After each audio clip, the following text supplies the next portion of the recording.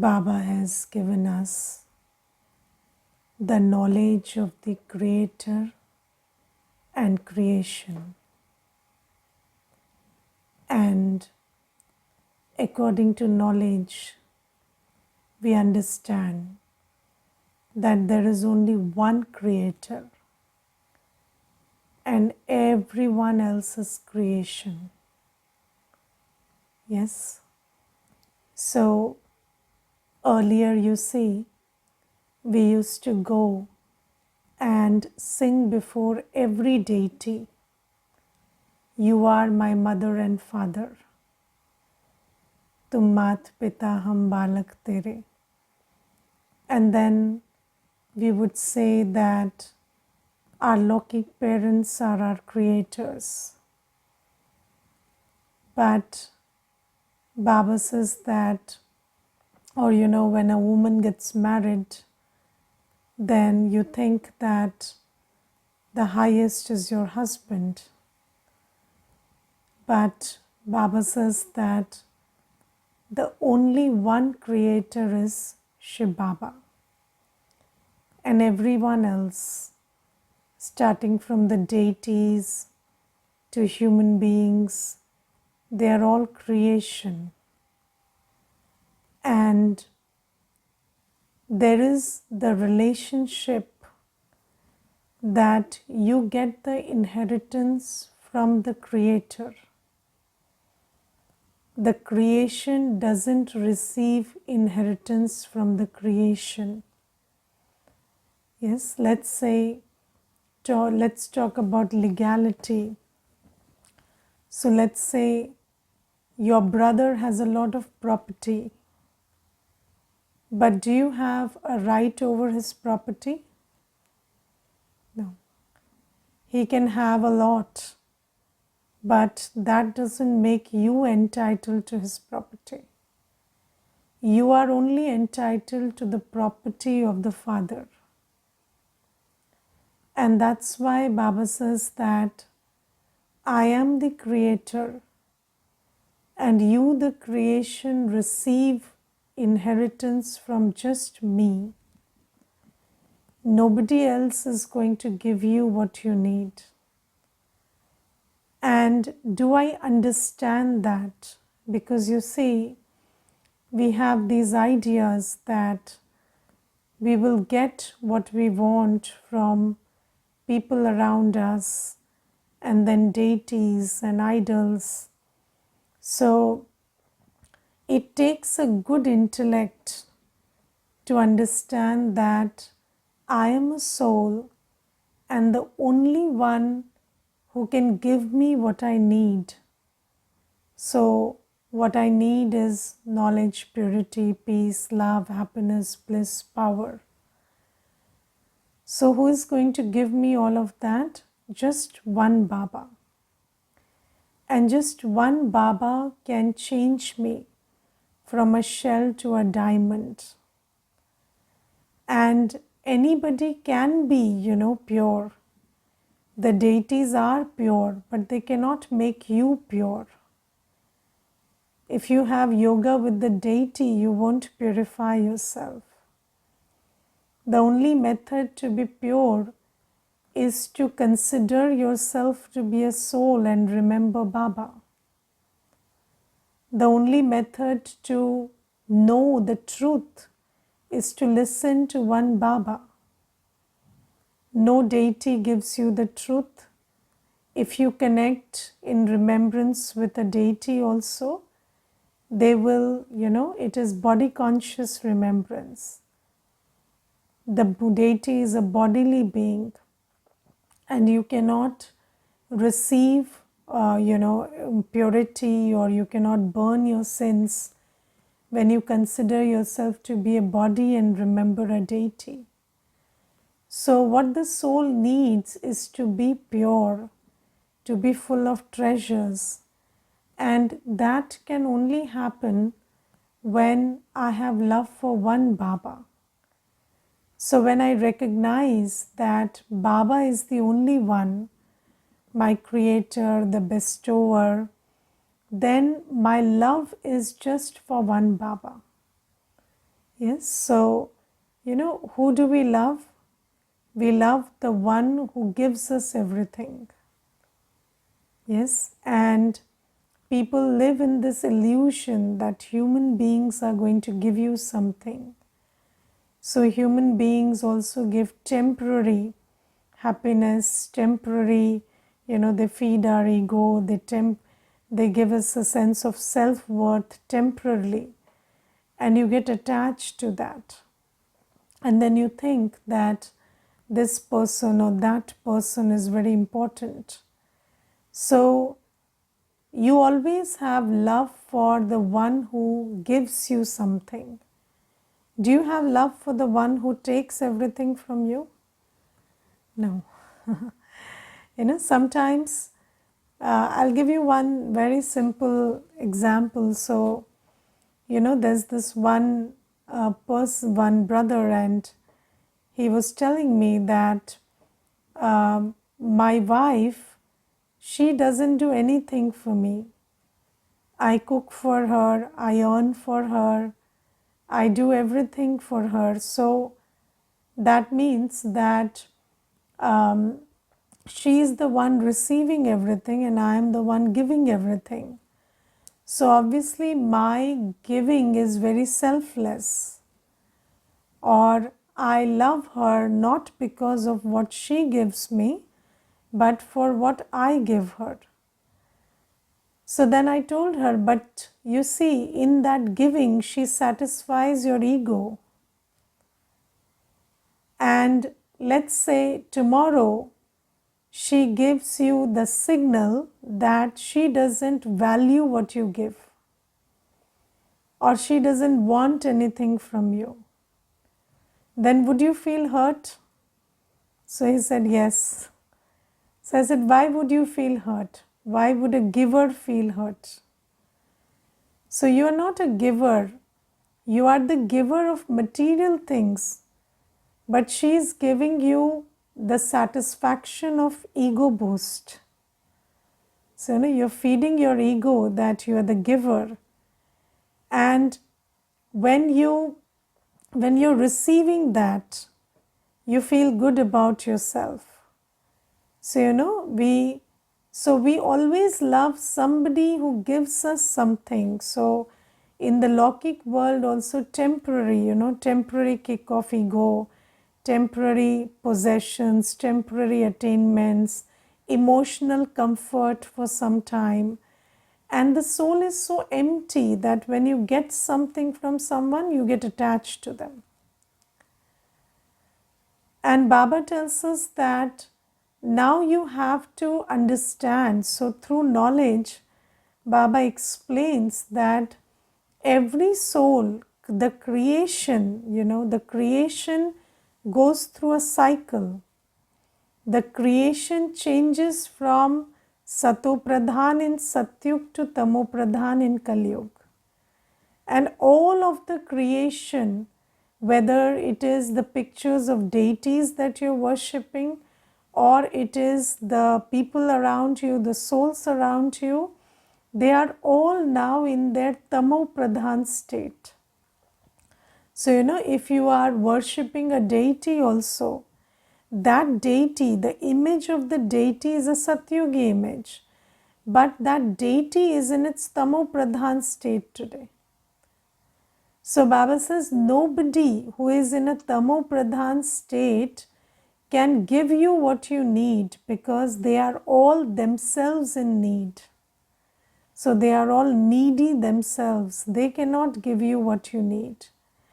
But it takes a lot of time, and it to register this, because we have lived in this illusion that we get what we need from the creation for so long, that when we receive knowledge from Baba and the locks on our intellects open, then also it takes some time to actually have that loving intellect for just one Baba.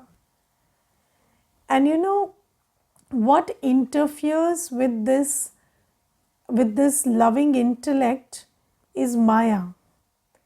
So you see, I'll give you one example.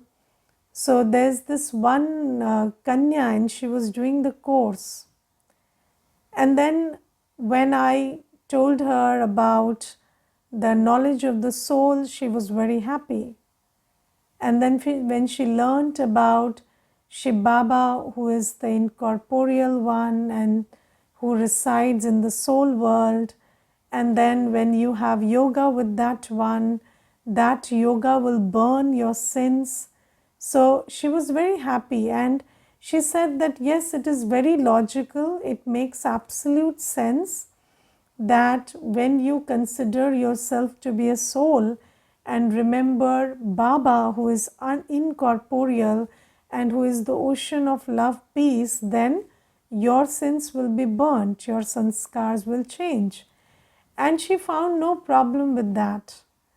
But then, when she went home, and the mother said that we have been worshipping Sri Krishna for so long, and today when you go and have yoga with Shiv Baba, then are you not going astray from your path? So we are Sri Krishna's bhakts, and then you're going and today having yoga with Shiv Baba. And then what happened is, suddenly she had a lot of confusion, and that which was making absolute sense, it started getting clouded. Because Maya attacks the intellect.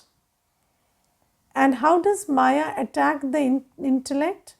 Maya will say that, if you are having yoga with the incorporeal, the creator, then you are removing your buddhi yoga from the creation, and you have had love for the creation, so that attachment will pull you.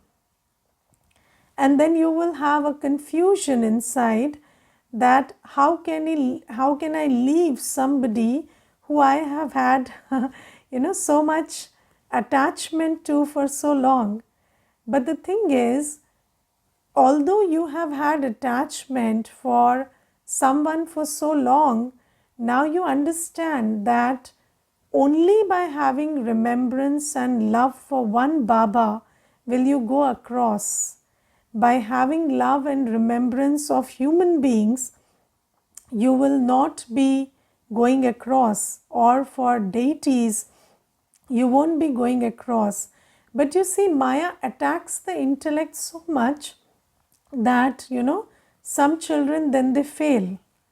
They are not able to cross that barrier of Maya, and they are not able to reason it out with themselves that no, this is the creator and I want to have unbroken yoga with just this one. So Baba today also cautions us that Maya will, interfere with the intellect. I will also give you another example.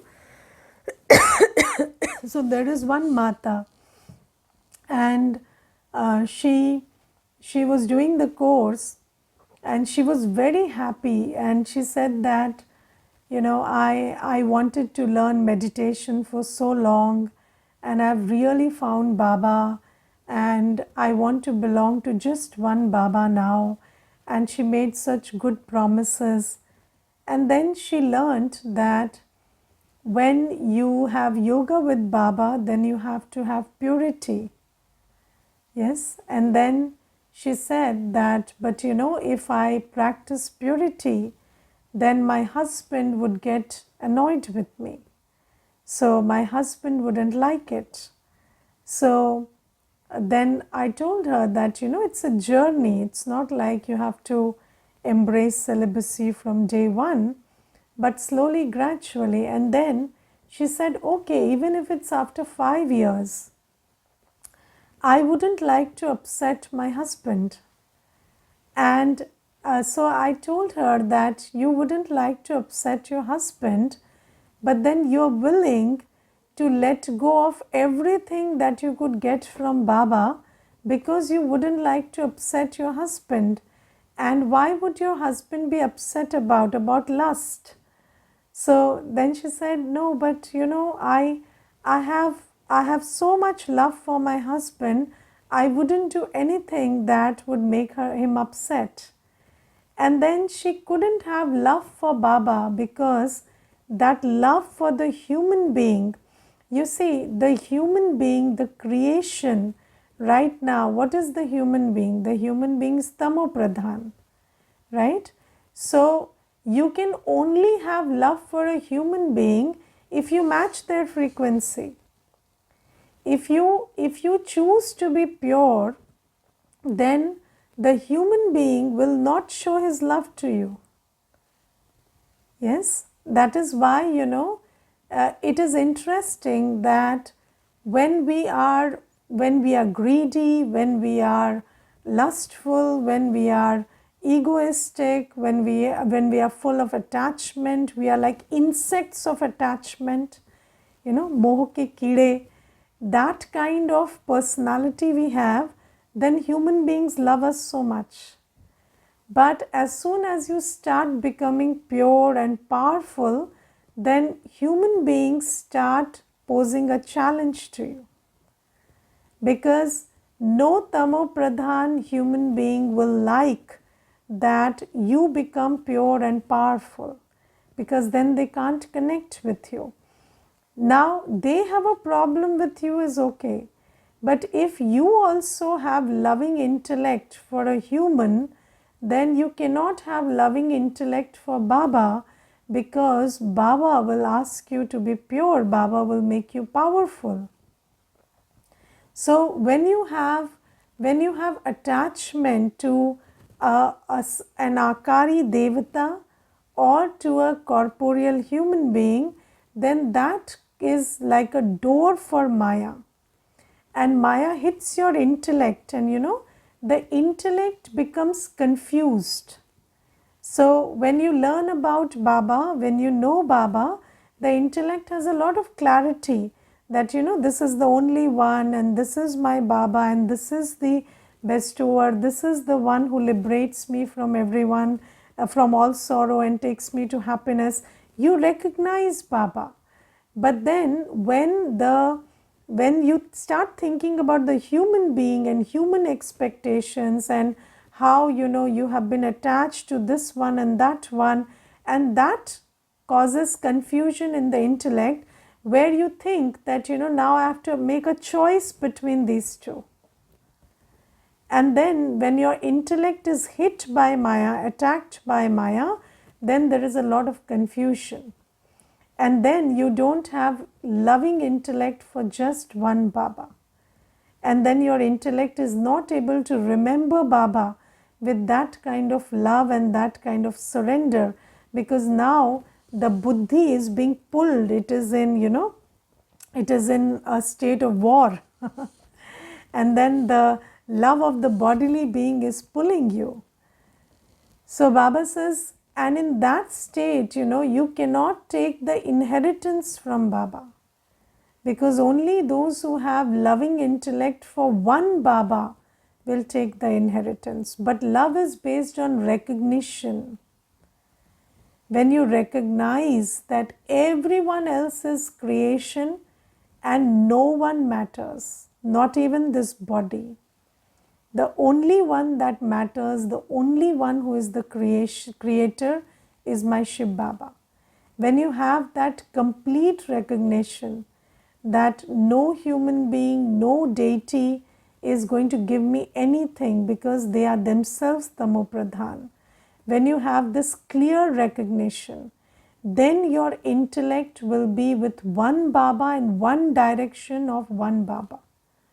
Otherwise, the directions and the expectations and the attachments to human beings and deities will pull you, and it will cause internal struggle and confusion, and then you will not be able to focus on one Baba, have Buddhi Yoga with one Baba. So that is why Baba says you have to be very careful that Maya doesn't attack your intellect. And you see, sometimes what happens is, I saw one Mata and she belonged to Baba. She had love for Baba for almost, a good 20-25 years. She was in Gyan and a lot of love for Baba and just one Baba. But then when her husband died, then she started questioning Baba and she started saying, how could Baba take away my husband who I loved so much?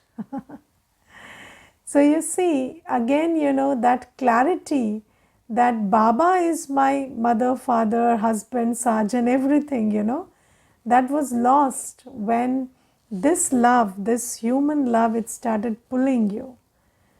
So Baba says there are two kinds of children. One who have loving intellect for Baba, and the second who have loving intellect for other bodily beings. And when you have love for any bodily being, you don't have loving intellect for Baba. Okay, do you agree with this? It can't be both, because you see, then your love is divided and then your remembrance is divided, and you cannot get your inheritance with divided remembrance. You cannot get inheritance with divided love. So Baba says that the sign of love for Baba is, there are two signs of love for Baba. When you have love for Baba, you will remember just one Baba. You will remember just one Baba. And if you have confusion in your intellect, then whenever you sit to remember Baba, your intellect will be pulled by Dehadharis. Yes, you will not be able to consider yourself to be a soul and remember Baba. So Baba says the sign of a loving intellect is you will remember just one Baba and none other. And the second sign of a loving intellect is you will be interested in just the seva of one Baba. So you will be Baba's helper, you will be Baba's madadgar, you will be concerned about the task that Baba is here for. And if these two signs are not there, there is no remembrance and there is no cooperation in Baba's task, then you don't have a loving intellect with Baba. Your love is with bodily beings. And if your love is with bodily beings, you don't get the inheritance. So, although we might think, everybody says, I have love for Baba. But love for Baba, loving intellect for Baba is only demonstrated by remembrance and seva. And if you're struggling with remembrance and struggling with seva, if you can't do seva and if you're struggling with remembering Baba, then obviously you don't have, love for one Baba. You might think that you have love for Baba, but you don't. And there is a saying that Vinash kale preet buddhi vijayanti and Vinash kale vipreet buddhi vinashayanti, which means that those who have loving intellects for one Baba at the time of destruction, they become successful.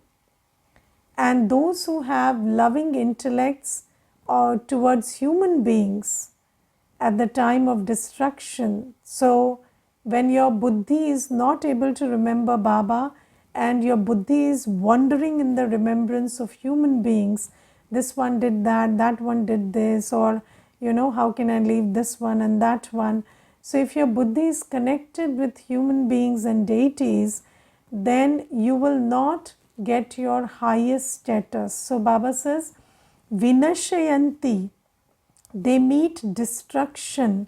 Those who don't have loving intellect for Baba, at the time of destruction, they are destroyed. Doesn't mean that the other ones will not be destroyed in destruction and these ones will be destroyed in destruction, but what it means is that those who have loving intellect for Baba will get a very high position, and those who don't have that loving intellect will destroy that high position and they will get a lower position in Satyug. So just check for yourself whether you have love for Baba, one Baba, or whether your intellect is pulled by other bodily beings. And if you have, if this has not sat in your intellect very well, that everyone else is creation, only one is the creator, and everyone else is tamopradhan. They are takers, not bestowers, and the bestower is one Baba, then your intellect will wander. So this is one thing. And beware of Maya attacking your intellect, because when Maya creates confusion between Shiv Baba and a Dehidhari, then that is the attack of Maya, and because of that you are not able to have a loving intellect with one Baba. You are not able to remember Baba and do seva. Now how do you get inheritance? Through remembrance and seva. And Maya will stop you from that constant remembrance and seva of just one, because it will create a confusion in your mind. So this is what Baba says. Then today Baba tells us that there are some children who sulk with Baba. In Hindi, sulking is called rootna. So they get they throw tantrums and then they sulk with Baba. They and then so why do people sulk? So this is a sanskar. Sulking, rootna, naraz hona, getting upset, sulking, having complaints. This is a sanskar. And what do we do in Lokik life? In Lokik life, we have a pattern. Most people, they have a pattern. And what is that pattern? They meet somebody, they are very good to them, then they go into, a lot of good relationship, and they will say, you are the only one and you are my greatest friend and this and that. And tomorrow they will just find some reason to be annoyed with them and upset with them, and then they will break that relationship. So this is a pattern, this is a sanskar that most people have created, that they don't have long-term relationships. They will sulk with everyone after a certain point. Yes, and so can you relate to this? Do you understand that this pattern happens? And then there are this sanskar, this sanskar will make you sulk with Baba also. So if you have this habit, if you have this pattern of attitude, that for some time you find there is everything good with a person, and then after some time you start finding faults with them, and you start having complaints with them, and you are sulking with everybody in the family, in the extended family, everywhere. This is happening. And if you have not recognized your pattern, and you are always saying that I am right, I am right, I am right, and yesterday this person was not like this, but all of a sudden today this person has become like this. No, yesterday your pattern had not set in, so you were finding everything good with this person, but today that pattern has set in and now you find everything wrong with this person. So this is a habit, this is a sanskar. And you see, Baba tells us that my relationship with someone shouldn't depend on them, it should depend on me. Yes, even if the other person changes, why do I need to change my thought, feeling and attitude? Okay, I might set my boundaries. I might not give them the amount of time that I used to, but why would I sulk with someone? Why would I say that you upset me or you did something wrong? If I am a Brahmin, then I must know that, everybody is different. And if it is not happening according to me, doesn't mean it's not happening right. So it's not happening according to me. Maybe my taste, my choices in that scenario would have been different, but then to each his own. And everybody is on the personal journey and they are happy and they are free to choose whatever they want to. And I respect everybody's choice because I don't have any expectations from anybody. You are not failed by anybody. Who are you failed by? You're failed by your expectations. Yes, and when your expectations fail you, when you don't get what you are seeking from somebody, then you start sulking. But if you understand that, I'm a soul and all my attainments are from one Baba, then you would stop this habit of sulking with somebody. Drawing boundaries is another thing, how much time you want to give to somebody, how much energy you want to give to somebody, that is a personal choice. But sulking and having complaints and feeling upset about somebody or thinking in an upset manner about somebody, that is not Brahmin like. And if we have this sanskar, so the interesting thing is sanskar doesn't require a logic. Sanskar creates its logic. So, if you have the sanskar of sulking, then with Baba also you will find a logic, you will find a reason why you should be upset with Baba. And then, suddenly yesterday you were all right and you were submitting your chart and giving your news to Baba and attending the Murli, and today suddenly, you have some problem and something in your mind and then you start getting upset. Yes, and then you will find a very little reason. Didi didn't reply to my message, or I was in trouble and then I wanted help and I didn't receive it, or anything for that matter. Somebody said that this is not a good place, or somebody said something's wrong with this person or that person, and you will suddenly make a mole out of that, make a hill out of that mole. And then you will start sulking because it's a sanskar with you. And then Baba says, if you do that, then Baba also wouldn't ask you anything. Baba also would leave you. Because Baba says that I am also here to, I am also here to tell you that if you don't make the right choices, you will suffer. Nobody else will suffer for you. And you see, Baba comes after us. Have you seen? With so much of, insistence and so much of, Baba makes us belong to him. And Baba really comes after us. Even if we have weak moments and we give up on Baba, we give up on ourselves, Baba keeps encouraging us. But there comes a point when we take everything from Baba and then also we sulk and we take one little reason and then get upset about it, and then we stop communicating, we stop, there are children who would just block the number of the center and then they would not keep in touch and nothing. And then, there comes a point when Baba also leaves you. And then Baba says that everybody is responsible for their own actions and destiny.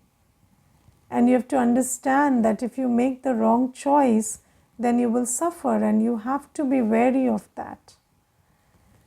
So be very wary of this habit of sulking. And if you have this habit, stop it. because this habit is going to cost you a lot. And if you sulk everywhere, you will sulk with Baba also. Okay, Om Shanti.